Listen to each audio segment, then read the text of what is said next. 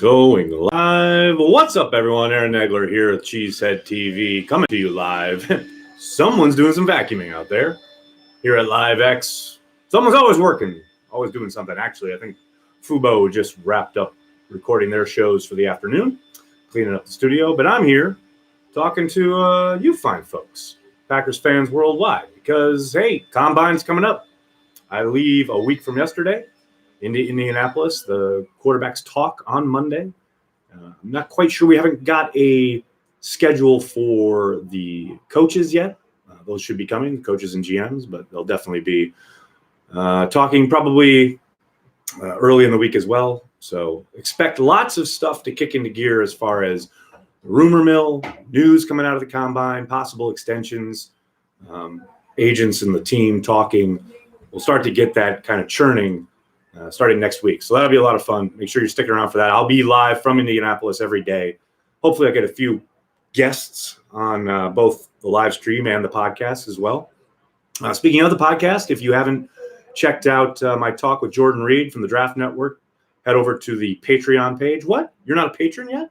You should fix that. Join us. Patreon.com/CheeseheadTV. You'll get exclusive access not only to my podcast, but you'll get exclusive early access to the Cheesehead TV Draft Guide, which will drop sometime in early April, but well, maybe in late March. I'm not quite sure the release date yet, but lots of great stuff happening over there on the Patreon page. And hey, if you don't want to join Patreon, I totally understand it, but if you would please consider hitting like and or subscribe on this video and this channel, it would be greatly appreciated. As you guys can tell, I am playing hurt today. I apologize for that. I've been sick all day. Came down with it last night. It's kicking my ass. But I'm here for you, here for the people, here for all the fine folks in the comments section. Going to get hammered with Sean Payton. I'll tell you what. I literally walked in to Prime, the steakhouse in Indianapolis, last year on the first night and was there when Sean Payton jumped on the table to reiterate a point to somebody he was talking to. One of the people was Jay Glazer, but there were a number of other people around. And I was like, yep, Combine's off to a good start. Ooh, Nijitsu, thanks for the super chat. How do you think 12 handles it when they draft a QB? Honestly, I think he's going to be great. I think he knows what he went through. I don't think he'll ever wish that upon anyone else. Even if it came this year, say, and you're hoping for new weapons for yourself, help not only the offense, but the team get to a Super Bowl, etc. I think he's going to take the lessons, everything he learned from the summer of 2008, and he's going to be the mentor that Favre never was during his time in Green Bay to Aaron Rodgers. The famous quote from Favre being, it's not in my contract that I have to mentor Aaron Rodgers. I think Aaron will take it upon himself to be a mentor to whoever ends up being selected and or tabbed the heir apparent. Now, maybe that happens this year, maybe it doesn't. But regardless of when it goes down, I think Aaron will be fantastic. I'm completely guesswork here. It's a hypothetical till we see it happen. And I'm excited for it to happen for one of many reasons. But that in particular, I think is going to be fascinating to watch. Brad, thanks so much for the kind words. The Cheesehead TV Draft Guide is awesome. I'll be getting it again this year. Well, thank you so much. Thanks for purchasing it in the past. We will have a post up, I think pretty soon, from Jersey Al. He does it every year where he makes last year's guide available for download so you can look at the kind of thing you're going to get. Obviously, it changes a bit from year to year. You get an exclusive special Packer transplants video that isn't available anywhere else, things like that. But, we think it's a good bargain. The people who work on it, it's a real labor of love, so to speak. They do get paid, but not very much. And I think the content and the design and everything about it is pretty fantastic. And it's, as far as I can tell, every year I kind of look through the internet, look through the draft publications. It's the one draft publication that is geared towards a specific fan base. There have been a few popped up now here in this last year, couple years, but for a long time, we were the only ones doing a draft guide specifically for one team, which is what we do each and every year. Next, bring Michael Cohen to Cheesehead TV. David, I would love to. I can't afford him, though. We can barely pay my salary. Are you kidding me? No, I saw Michael is not covering the soccer team anymore. I do not doubt for a moment he will find a gig writing about sports in general, probably covering football, in no time flat. He is insanely talented. You guys know I've worked with him. He's a former colleague. I really think he's super talented and really good at what he does. I don't think he'll be out of work for very long. Are there any Packers players who watch Extra Cheese, not without paying them to do so? No. I've never had a player tell me that they watch it. I have had a player mention that someone has shown them something on it. But as far as I know, no Packers players watch it. And why would they? I mean, hell, if I was a Packers player, I sure as shit wouldn't watch this stuff. Thanks for all you do. Do you think Ty Summers will compete for the inside linebacker spot? Thanks, first of all, Walter, thank you for tuning in, checking out Cheesehead TV. As far as Ty Summers goes, I mean, he was definitely a Tasmanian devil throughout the summer last year. He was all over the map. You saw him compile a lot of tackles in the preseason. You saw him miss a lot of tackles in the preseason. I would be very surprised if he made the jump into a full-time or even major contributor on the defensive side of the ball. Clearly was a big-time special teams guy for them throughout the season. I don't think he's the answer. He could surprise. Who knows? The crazier things have happened. But I truly doubt that Gutekunst goes into 2020 counting on Ty Summers. Certainly he'll be able to compete. Certainly he'll be able to, he'll be given every chance. But it's going to be hard for him to claw out a significant playing time. At least that's my hunch. Nags, thanks for carrying the G in the offseason and all year round. What do you expect to see in the offense year two? Garrett, first of all, thank you very much. Second of all, as far as the offense goes, I think you'll see more motion, more condensed formations, less of the spread stuff that they really went to in a lot of the 2-minute situations, but they kind of sprinkled it throughout. It made the offense really herky-jerky in my estimation. I do think they're going to lean more into LaFleur's playbook. I don't think they're ever going to completely get rid of the stuff that Rodgers likes, the spread stuff. But I do think you'll see more orbit motion, more condensed stuff, more play action. It's funny, you look at the numbers. Tom Silverstein's last couple pieces for the Journal Sentinel did a really good job of highlighting kind of statistical trends and things that popped out throughout the season. And one of them that I found interesting was that Rodgers, for the first time in, I think, his entire career, but certainly the first time in a long time, was almost a 50-50 split between being in shotgun and being under center. I think they need to run a lot more under center. I think the more under center stuff they can do, the better off they are. And I know Rodgers likes to be in the shotgun. A lot of quarterbacks do. He likes to spread it out. But I think the more stuff they can do from under center and work that play action game, and I do suspect we'll see more of it next year, I think the better off they're going to be. But we'll see. That's just guesswork on my part. And I think part of that will be driven by how Gutekunst goes about, building the roster, assembling the pieces on offense. That may dictate some of what they want to do there. Ooh, Nicholas, great question. Would you rather fly like Tyreek Hill or release like Devontae? Probably release like Devontae, because you're always going to have defensive coordinators playing cover two, trying to make sure they keep everything in front of them, etc. But if you got to release like Devontae, you can always be open. No matter if you shade coverage or what, you can always make something happen off the line of scrimmage. And then you certainly saw this in the playoff game against Seattle. You did see it as the year went on, as he got healthier and the toe stopped bothering him as much. Teams start getting wary of that release, and then they play off of you, and then you've got that free 5 yards underneath. And Devontae made hay out of that throughout the year, but especially in that playoff game. So, yeah, I mean, don't get me wrong, Tyreek's an insane weapon. There's no doubt about it. But give me Devontae and his ability off the line of scrimmage. It opens up a lot. Have to think Matt LaFleur's system, will they constantly draft and churn running backs? Yeah, I think they'll definitely draft a running back this year. I'll be surprised if they don't. I do think Aaron Jones, they're going to want to keep him in the fold. I thought Pete Doherty had a really good column up on the subject. We talked about it yesterday here on Extra Cheese, but I think they're going to try and get a preemptive deal done. I'm glad I don't have to make the decision.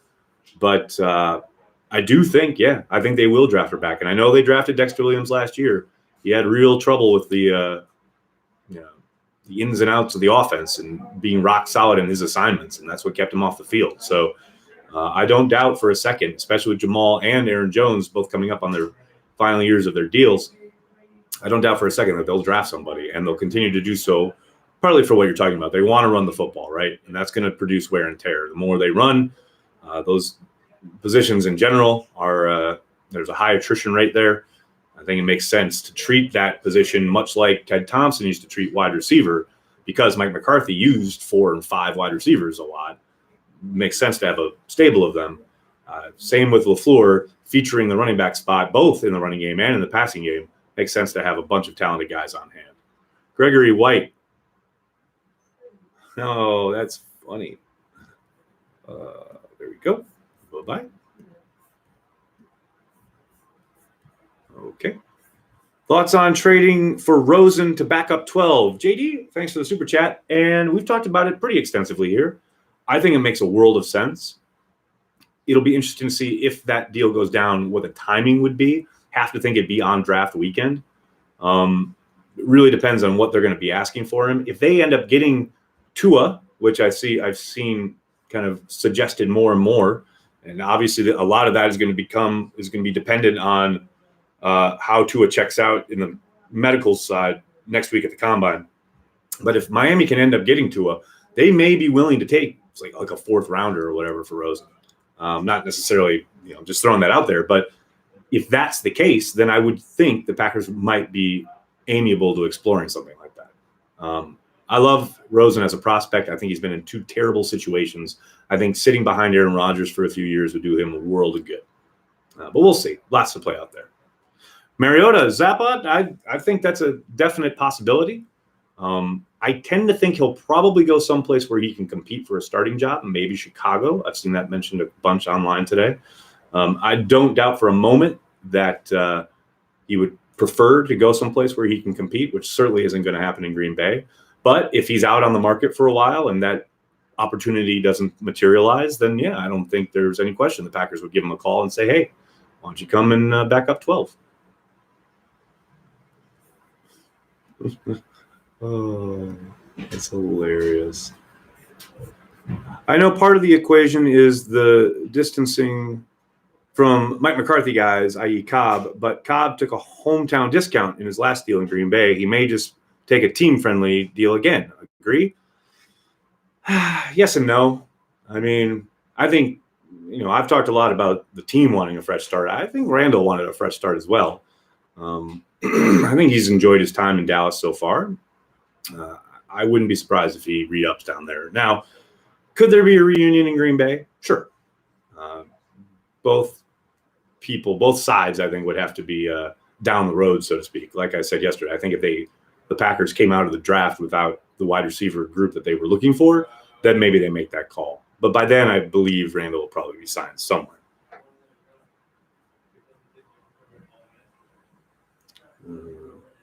If it's a big if, a current Packers wide receiver makes a jump, we pick up a notable free agent wide receiver, and we draft a stud wide receiver. That is a lot of ifs.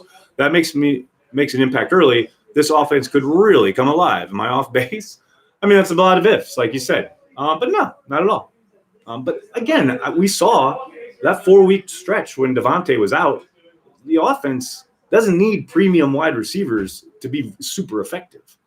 They need consistency, and they need production, and they need everybody on the same page, all firing on all cylinders, etc. And they saw that for a good stretch this year. So I don't for a minute think they have to hit on all those ifs for them to be, a top 5 offense. I mean, would it be nice? Sure. I mean, help Aaron as he gets older and he gets towards the back 9 of his career, as he likes to say. Yeah, give him more weapons. I'm all for it. But I don't think all those things need to happen for them to be effective in any way, shape, or form.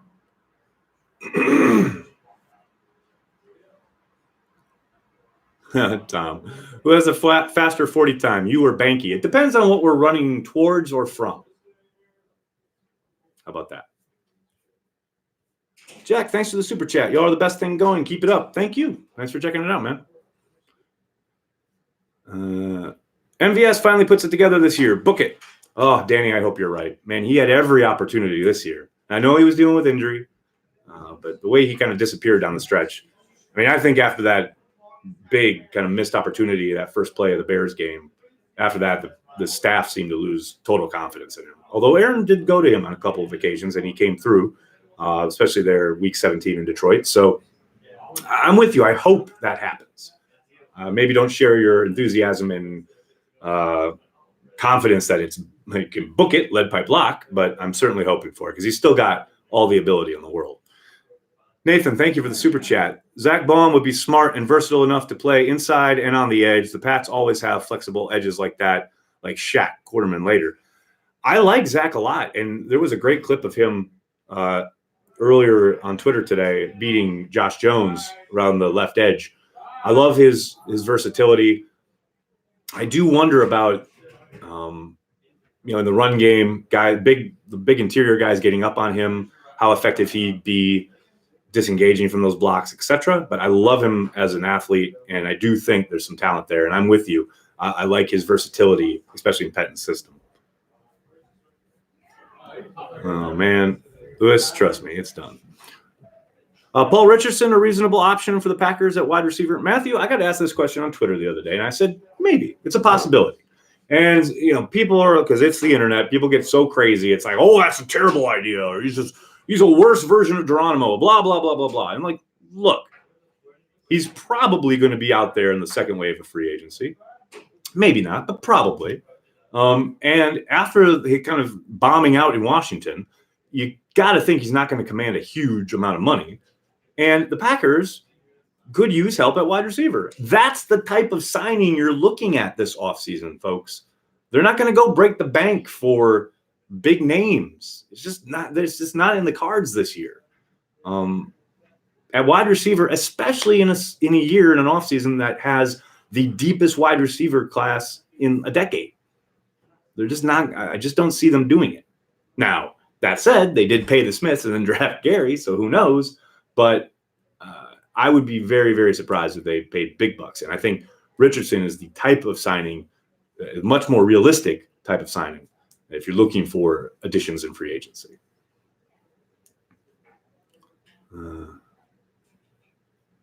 Aaron, what do you think about signing Bradham and focusing the money on wide receiver? I think he's a possibility. He's obviously a little older. Great flexibility, though. Really good in coverage. Not sure he solves their problems against the more physical offenses in the league, but I do like him at the right price. Now, again, that's somebody who is just been cut by the Eagles, so he's available. They don't have to wait. They could make that call. But Gutekunst, up to this point, it would suggest to me that that's probably not the road he's going to go down, but I'm not going to rule it out. But I don't hate the idea. Daniel, do we draft a quarterback? I think so. I'd be surprised if they get out of this draft without one. Now, I'm not saying they're going to draft one early, but I do think they will draft one at some point. All right, everybody, I'm going to have to jump on. Like I said, I'm playing sick. I'm sorry it's shorter today, but thank you so much for being here. 222 of you on a Tuesday afternoon in the off season. Like I said, I'll be at the Combine all week next week, so get ready for that. Oh, my God. And please hit like, hit subscribe. And hey, when you see these horrible chats, you can report whoever it is. It's a loser who has no other outlets in life other than to harass me and you fine folks. So feel free to report all the abusive stuff you see in the chat, because it's one lone loser who has nothing better to do with his life. I can't thank you guys enough. Thanks so much. Hit like, hit subscribe. Talk to you guys tomorrow. Go Pack Go.